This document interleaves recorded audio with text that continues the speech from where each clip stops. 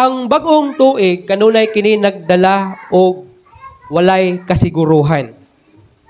Bisa pag unsa ang imuhang New Year's resolution naghihimo atong pagsugat sa bagong tuig. Pero dili gyud nimo masiguro kung unsa gyud nagpaabot nimo niining tuiga, no? Tungod kay kanang New Year's resolution kung wala gyud pagtinguha nga pag-usab sa imuhang gusto usabon diha sa imong kinabuhi, walay mahimo ang New Year's resolution. Bisag unsaon pa nato og kana bitang wish nga unta ato ang kinabuhi this year mao na unta mabiyaan ako na unta mudato ko unta makwartahan ko unta daghang kog kwarta unta di ko mawad-an og trabaho o kung wa kay trabaho unta makakita ko og trabaho. Pero kanang tanan mahimong di mahitabo sa imong kinabuhi hangtod nga dili ka mutuman sa kabubuton sa Ginoo ug hangtod nga dili ka mo act according sa imuhang wish. Mao na nga kung mag-wish ta panahon sa New Year's resolution, atong ubanan kini og action og pag-ampo diha sa Ginoo. Kay kung gusto ka magbag-o pero wa kay plano nga magbag-o, wala gyud mahitabo sa imong kinabuhi. Kung di nimo i-apply o di nimo buhaton, way mahitabo sa imong kinabuhi. Now we don't know what lies ahead. Wala bisan usa kanato gyud na nasayod kung unsay nagpaabot kanato sa oniining tuiga. Wa gani siguro tay sayod ko nga walay bisan usa kanato na sayod kung matapos ba ang kinabuhi niya karong tuiga o makalahos ba siya sa tuig 2027. Only the Lord Jesus Christ lang gyud ang nahibalo kanato kung unsay nagpaabot kanato this year. Now, ingon pa, stepping into the new with faith. Wala itong mensahe nga hisgutan ng taknaa sa kagabion, stepping into the new with faith. Pagtikang, paglakaw, diha sa bag-o, uban sa pagtuo. Naunsaon man nato nga makalakaw diha sa bag-o na adunay pagtuo. Kay sama sa giyon ganina, bisan unsaon pa nimo og wish panahon sa bag-ong tuig o pagsugat sa bag-ong tuig, hangtod nga dili ka mulihok og biblically kung wala kay pagtuo, wala gyud mahitabo. Now una, faith looks forward, not backward. But ingnon nga ang pagtuo kanunay siyang gatan-aw ngadto sa unahan, ngadto sa nagpaabot kaniya og wala ni siya nagalantaw diha sa iyahang mga nangagi. Kinahanglan aron makalakaw ka diha sa bag-o, kinahanglan nimong kalimtan kung unsa tong past nimo, unsa tong last year, unsay nahitabo atong last year, unsa tong dapat unta nimo buhaton nga wala nimo mabuhat. Ayaw pahigot sa imuhang mga kapakyasan o mga disappointments last year. Dito ka mag-focus sa kung unsay nagpaabot kanimo karong tuiga. Kay ingon pa ang 2 Corinthians 5:7, for we walk by faith, not by sight. Ingon pa din, nagalakaw kita diha sa pagtuo ug dili sa ato ang mga mata. Ano man? Kay kung nagalakaw ka, pinaagi sa imong mga mata o pinaagi sa imong pananaw, posible gayod dali ka makalahos ngadto sa unahan. Kaya ang imong makita, dili man ang Ginoo, kundi ang mga sirkumstansya sa kinabuhi.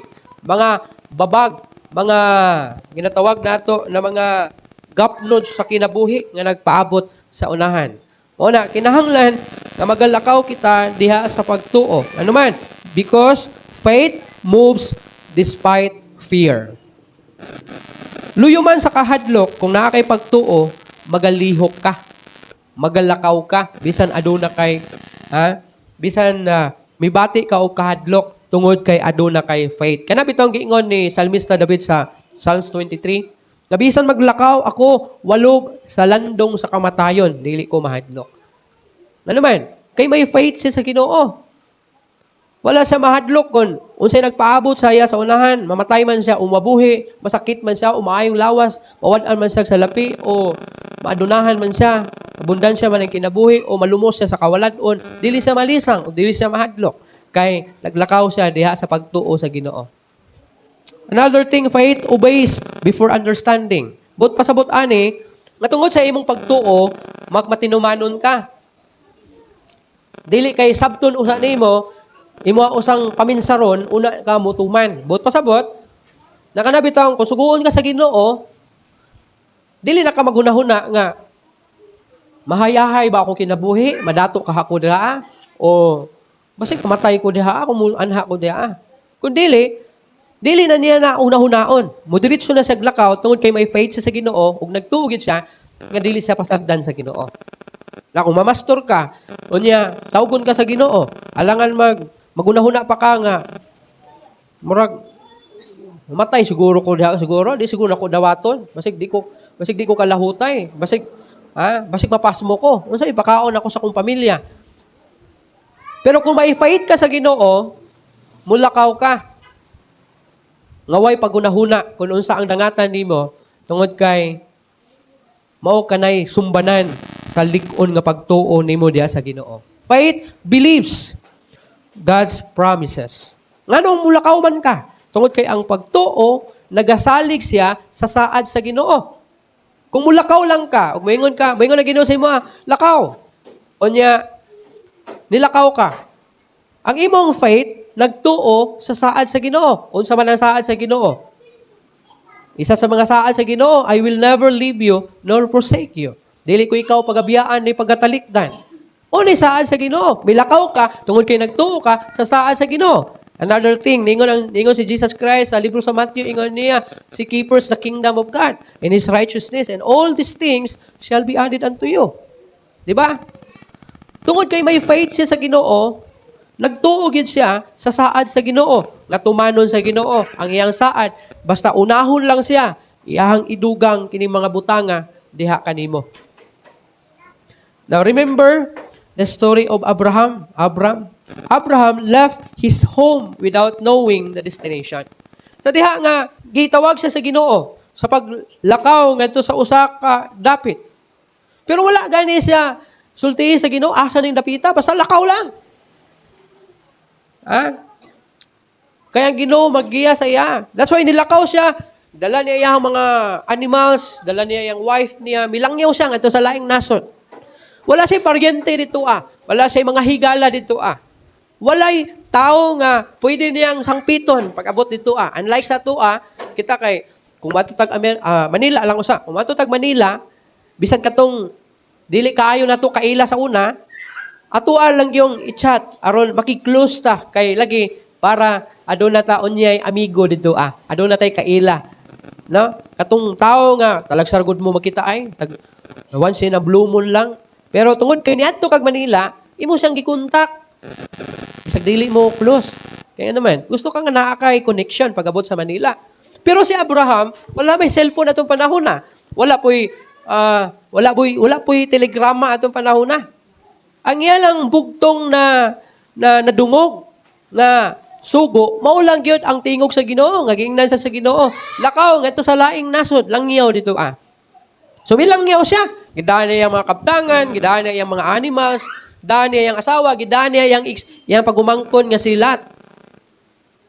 Dala niya. So every panaw nila, matag panaw nila sa ngadto paingon sa mao nga nasod, naga-camp sila. Kay pahulay mo camp sila tag pila ka adlaw, pila ka bulan, kay nama sila yung mga animals para pagkaonon.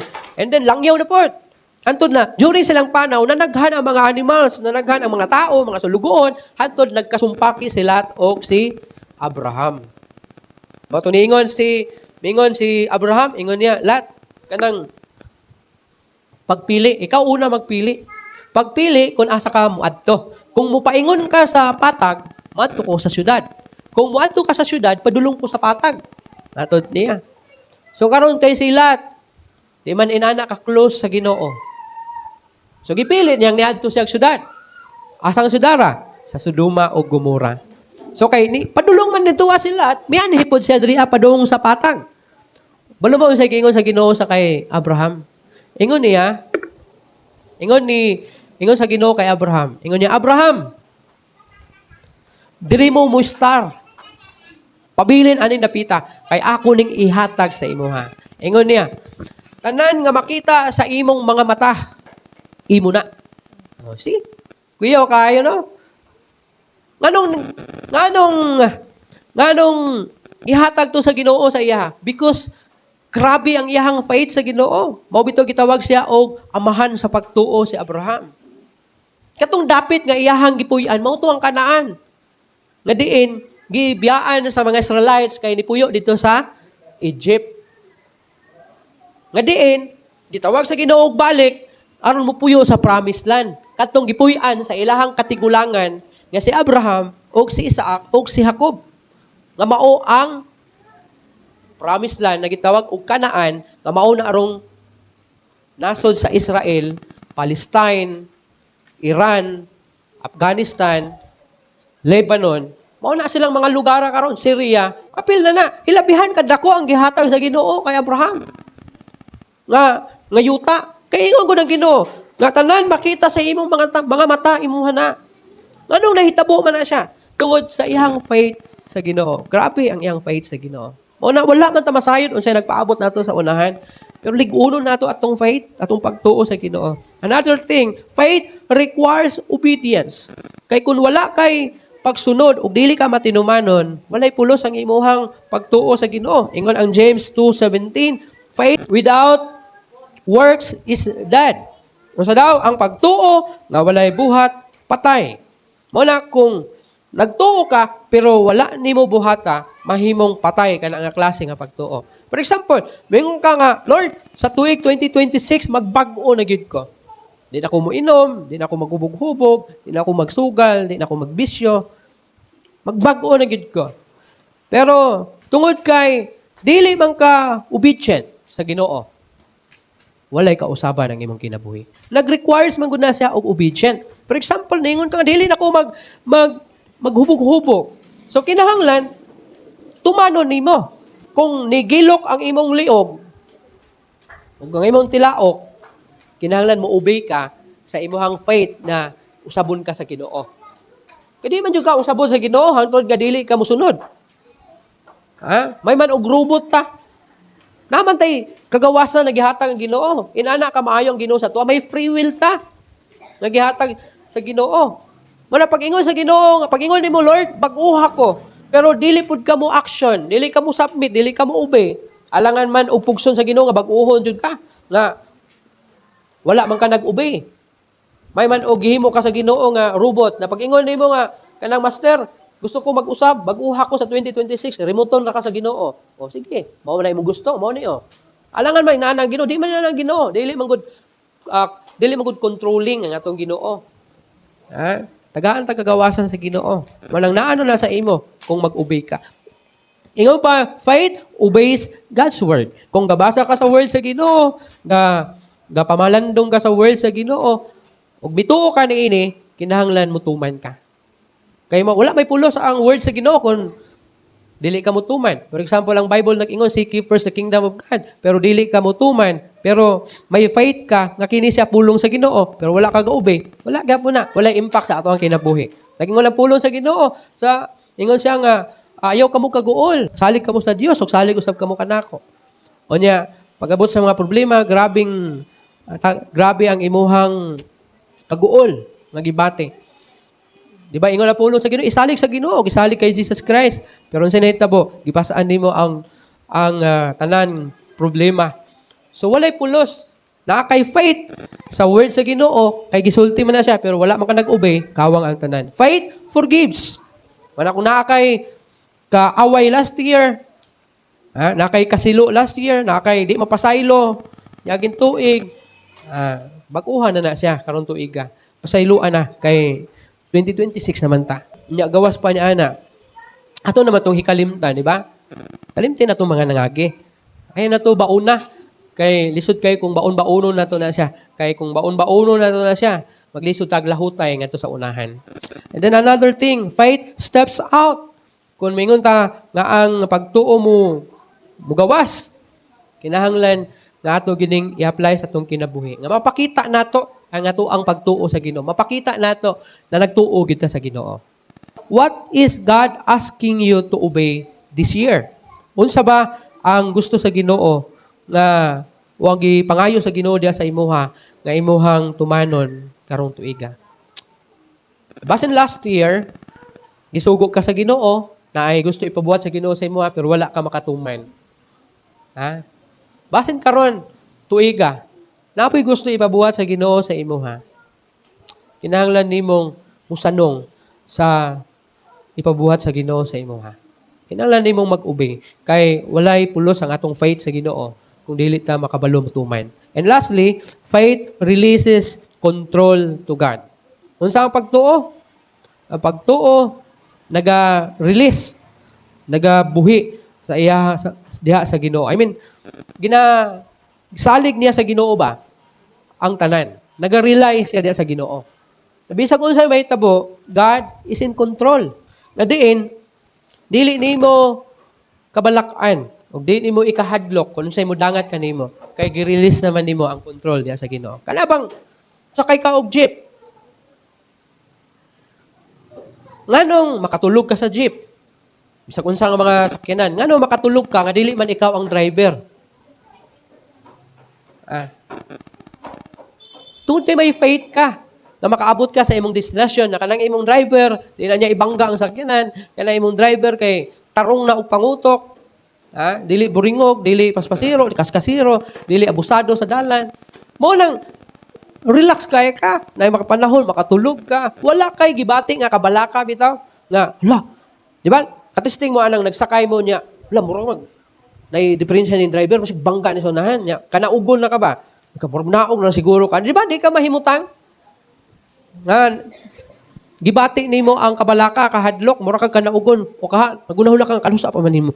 Abot, para baka lingkawas na ko aning nga kulba. No? Pero kung makatulog ka, o relax kayo, ang imong unahuna, ang imong kaugalingon, relax kayo, simply because may faith ka sa driver. Kana imong gilingkuran be, kana inyong gilingkuran. Anong naglingkod man mo diha? Tungod kay nagsalik mo, nalig-on na inyong gilingkuran. Hindi mo maumod. Hindi mo matikalbong. Unay faith. Na imong gisalig diya sa Ginoo ang tanan. Na ang Ginoo nay bahala. Mura kag nagsalig sa imong bangko na ikaw nay bahala nga di lagi ko nimo tumbahon. Ikaw nay bahala, driver, nga di lagi ko nimo ibangga, di lagi nimo ni ibangga ni sakyanan. Ihatod jud ko nimo sa destination. Unay faith. Na bisag unsa pay mahitabo karong tuiga. Kabalo ka. Nga ang Ginoo mo'y mugiya nimo sama sa driver. Nga ihatod ka. Nga makalampas ka nining tuiga na walay bisan unsa nga dautan nga modangat kanimo. Mao na yung faith. Ayaw kahadlok unsay mahitabo kanimo sunod adlaw hantod matapos kini tuiga. Manay giingon bitaw ni Paul, mabuhi o mamatay basta ako mag-alagad sa Ginoo. Oh. Buhi o patay. Mao na pasabot sa gisalig nimo tanan sa Ginoo, ang imong kinabuhi, ang tanan nga nasa imo, imong trabaho, pamilya, mga anak, gisalig nimo tanan. Lord, ikaw na'y bahala ani. Unsa man imong buhaton aning akong pamilya, unsa may buhaton nimo sa akong trabaho, unsa may buhaton nimo sa ako ang panglawas, ikaw na'y bahala Ginoo. Mamatay man o mabuhi, pabilin ko diya sa imo. Basta inana ang imong faith sa Ginoo, dili ka pasagdan sa Ginoo. Just like Abraham. Inoon, gibless si Abraham. Gihatagan siya og grabe kalapad na kayutaan diya sa sidlakang bahin sa Asya. Nga mao na ron gikaguptan nila og nabulag-ulag sa lain na mga nasyon.